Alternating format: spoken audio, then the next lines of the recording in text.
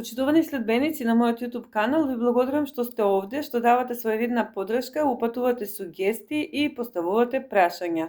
Ова е психолошка работилница на некој начин, предизвикана, односно иницирана од работата во психотераписки процес, заедно со клиентите кои што им ми укажале доверба, а од моја страна добиле целосна подршка и се чувствуваат сигурно. Но, нашата концепција на работа се состои во тоа што правиме психолошки записи од она што е најактуелно и онај процес на психотерапија во индивидуална смисла. Зошто? Затоа што и самите клиенти оставаат такви впечатоци кои што сметам дека мнозинството би сакале да ги знаат и да ги осознаат и да ги пренесат на една своевидна индивидуална концепција во нивниот личен живот, сметајќи дека можеби и ќе им помогне. Меѓу другото, смислата на постоењето на овој канал е постојаната борба со пандемијата на 21. век, а тоа значи пандемија на ментални заболувања. Во психотерапија е многу тешко да се дојде од страна на клиенти, односно пациенти од источниот регион на Македонија, од причина што луѓето немаат навика да го работат тоа, додека во Скопје е нешто сосема друго.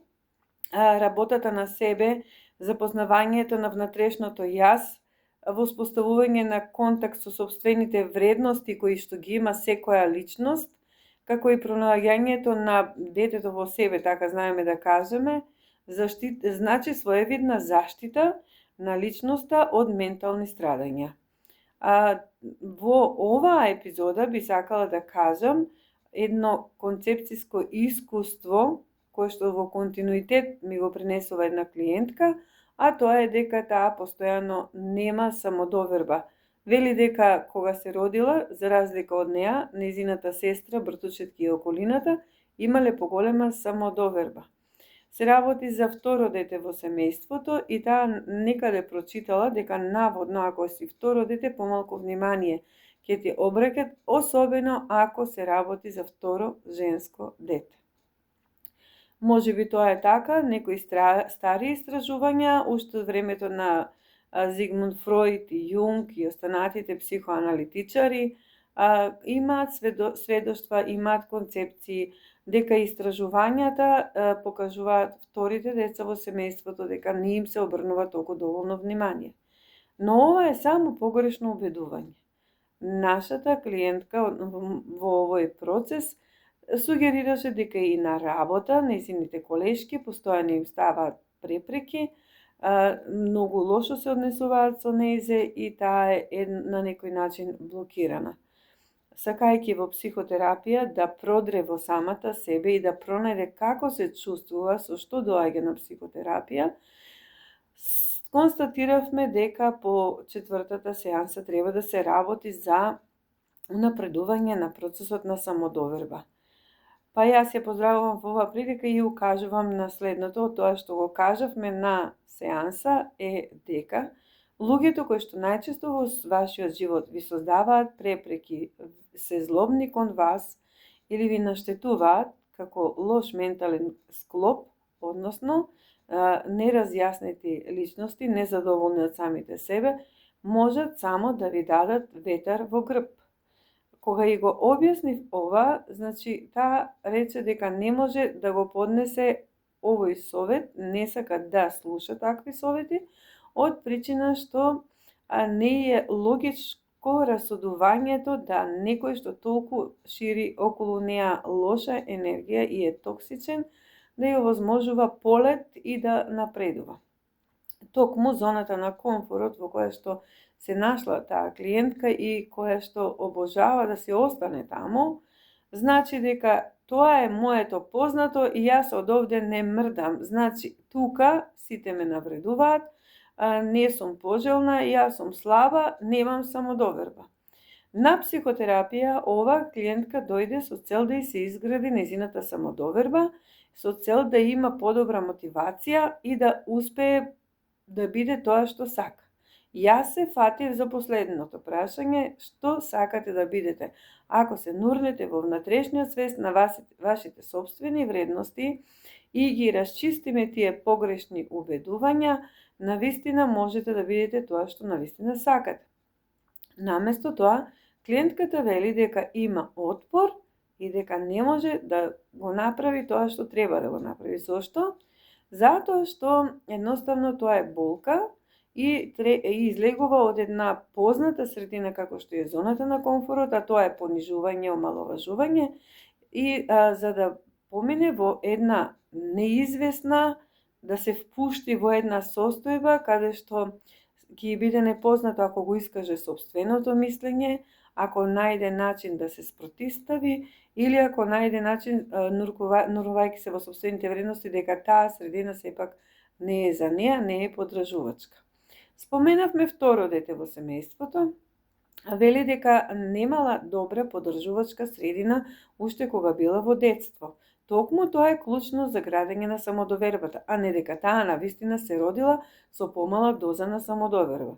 Самодовербата, како што претходно кажа во некои видеа, се вежба, се практикува и самодовербата се во континуитет се работи, кога едноставно, например, со мали препреки во текот на денот, вие доколку сакате да си ја градите самодовербата, треба активно да работите на неа, извршувајќи ги најситните обврски кои што ќе ви дадат подршка на вашата психа, дека еве сте успеале денеска да завршите и најситна обврска, ама сами си ја зададовте, сами си ја извршивте и успеавте во она што се вика билдање на самодоверба. А имаше еден случај кога ми посочија што е тоа мотивација во смисла на спортски терен. Не можам да успеам јас како тренер да ги синхронизирам сите со самодоверба, имаат значи демотивација, не се подготвени и на овие прашања сакам само да одговорам дека накратко, сега бегаме од темата, иако ние како психолози имаме еден пристап холистички, тоа што е специфично за гешталт психотерапијата, тоа значи дека личноста ја гледаме како целина. Не може еден играч во спортски надпревар да се гледа само како играч кој ја обавува таа улога, игра на терен и при тоа е демотивиран. Самодовербата е директно поврзана со сите други релации и односи, затоа говорам за холистички пристап. Самодовербата влијае многу, врз неа влијаат многу и, например, партнерските односи, односите кај родителите, односите во кариерата и така натаму. Така да, ако една личност доаѓа на терен, најчесто се практикува вежба, да во тој момент кога таа се дефокусира и не е мотивирана да работи на одбрана на својата игра или да го даде својот максимум во таа тимска игра, треба да се сепарира најмалку 10-20 минути, да се исклучат сите други работи кои што ја и го одземаат вниманието, например телефон, публика, притисок на тренер и така натаму, и да се синхронизира самата со себе, бидејќи во тој случај мозокот и дава се дава во потрага по корисна активност. Доколку постојано на некој му даваме во рацете телефон или постојано е обврзан или обседнат со гледање на други ситуации кои што му го одзимаат вниманието, мозокот не може да се фокусира на градење на самодоверба.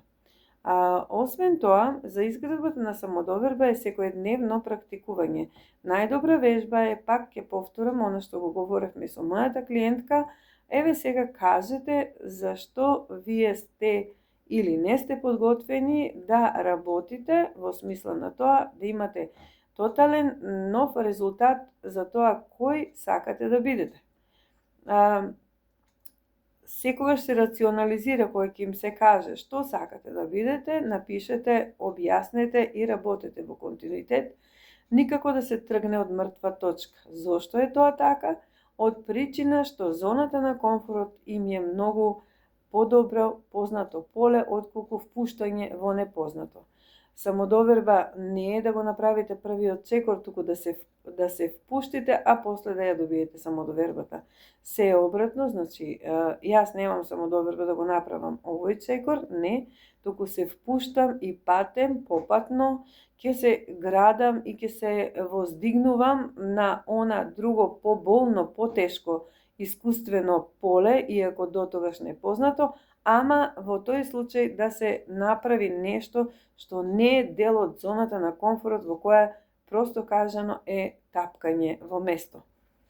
Ве поздравувам за сега и ќе продолжиме да работиме со видеа, затоа што јас навистина како психотерапевт имам намалена самодоверба, односно тешко се впуштам во непознато, ми требаше дури 1 година да решам да ги снимам ваквите видеа и можеби се познава дека работам етапно, чекор по чекор, ама колку и да ми е тешко и болно, колку и да имам отпор кон снимање, морам да продолжам, само на тој начин ми се гради самодоверба, макар тоа било и критички однос од страна на надворешната средина.